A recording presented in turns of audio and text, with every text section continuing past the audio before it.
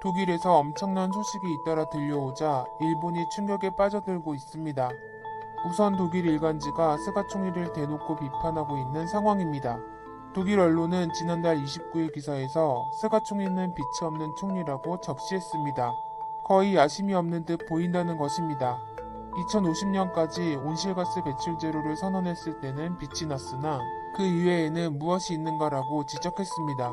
특히 한국에 대한 일본의 자세를 언급하며 일본 제일주의적 견해를 고집해 정체된 것이 아니냐고 꼬집었습니다. 그리고 고투 캠페인은 국민으로부터도 의문의 목소리가 들려온다고 언급했습니다. 실제로 일본에서는 공짜 여행비를 덮어주자는 것에 대해 아연 실색하는 분위기입니다. SNS 이용자들은 의료 현장이 비명을 지르고 있다. 중증 환자는 침대가 없다. 이대로라면 하루 감염자가 수만 명에 이를 것이라고 아우성을 치고 있습니다. 해당 기사를 본 일본인들은 2,500명 이상이 댓글을 달며 독일이 왜 참견하냐고 열을 내고 있습니다.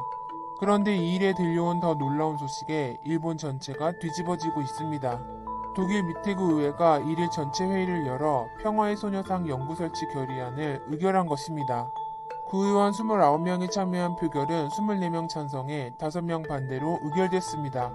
평화의 소녀상은 2차 대전 중 일어난 구체적인 역사적 사실을 기반으로 하고 있다고 설명했습니다. 해당 기사는 일본 국제뉴스 1위에 오를 정도로 화제가 되고 있습니다. 댓글도 순식간에 1,400개가 달리고 있는데 그 일부 반응을 보면 일본 측의 압력이 상대보다 약했다는 것인가? 일본 외무성은 이렇게 해도 되는가? 최악의 결정이다. 소녀상을 반일 선전으로 단정하고 철거를 명했던 것은 무엇이었는가? 베를린과의 우호관계를 재검토할 필요가 있다. 한국의 의견에 동조한다면 강하게 대응해야 한다. 이렇게 분노를 표출하는 것을 볼 수 있습니다. 그런데 문제는 독일만 일본을 무시하고 있는 것이 아니라는 것입니다. 1일 러시아가 지대공 미사일 S-300을 쿠릴 열도에 처음으로 배치하자 일본은 당혹해하고 있습니다. 이는 최신형 주력전차 배치에 이은 결정입니다. 일본인들은 이를 보고 중국으로부터는 센카쿠와 오키나와를 뺏기고 러시아에게는 홋카이도까지 넘어갈 판이라며 두려움에 떠는 반응입니다. 실제로 중국 측 반응도 심상치가 않습니다. 며칠 전 왕이 외교부장이 스가 총리를 만나고 난 후의 언급이 알려졌기 때문입니다. 왕이 외교부장은 총리 관저에서 기자들에게 일본 측 어선이 반복해서 민감한 해역에 들어오고 있다. 이런 선박이 들어오지 않게 하는 것은 매우 중요하다. 이렇게 센카쿠 열도가 중국 영토라는 인식을 명확히 한 것으로 드러났습니다. 이런 모습의 산케이 신문은 이런 폭언을 내뱉어도 일본 측은 웃는 얼굴로 대응했다며 분통을 터뜨렸습니다. 그러면서 일본의 대중국 외교가 이래서야 되겠느냐고 한탄한 것으로 나타났습니다.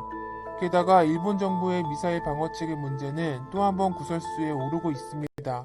이지스 어쇼어를 대신해 추진 중인 이지스함 건조 비용이 눈덩이처럼 커진 것입니다. 미사일 방어를 주 목적으로 하지만 두 척 건조 비용이 무려 5조 3천억 원으로 나타나고 있습니다.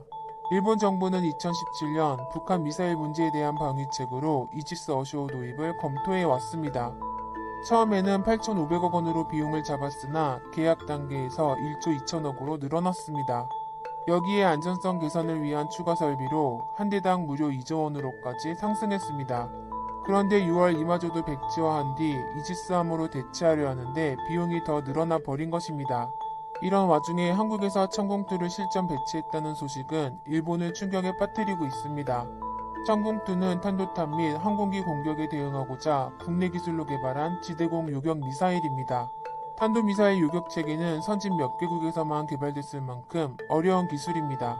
한국은 2012년부터 진행한 다수의 시험 발사에서 100% 명중률을 기록하며 놀라움을 줬습니다. 공중에서 2차 점화한 뒤 마하 4.5의 속도로 날아가 40km 떨어진 표적을 정확히 명중시켰습니다. 천궁은 북한의 탄도미사일에 대해서도 효과적으로 방어할 수 있습니다. 사드, 패트리어트와 더불어 방어의 핵심 축이 된 것입니다. 특히 미국에서 들여오는 패트리어트 미사일은 도입 비용이 2조 원이고 30년간 유지 비용은 6조 원이나 들어갑니다. 하지만 천궁2는 도입과 유지 비용 모두 10분의 1에 불과해 경제성도 뛰어난 것으로 나타났습니다. 이는 5조 원이나 쏟아부으려는 일본을 경악해 하는 내용입니다. 상황이 이렇게 되자 스가 내각 지지율은 급락세를 보이고 있습니다. 지난달 말 조사한 여론조사에서 지지도는 5% 낮아진 58%로 나타났고 지도력이 없다는 답변은 직전 조사 때와 비교해 25%가 높아지며 37%로 나타났습니다. 내부에서나 외부에서나 빛을 잃어가는 일본. 과연 미래는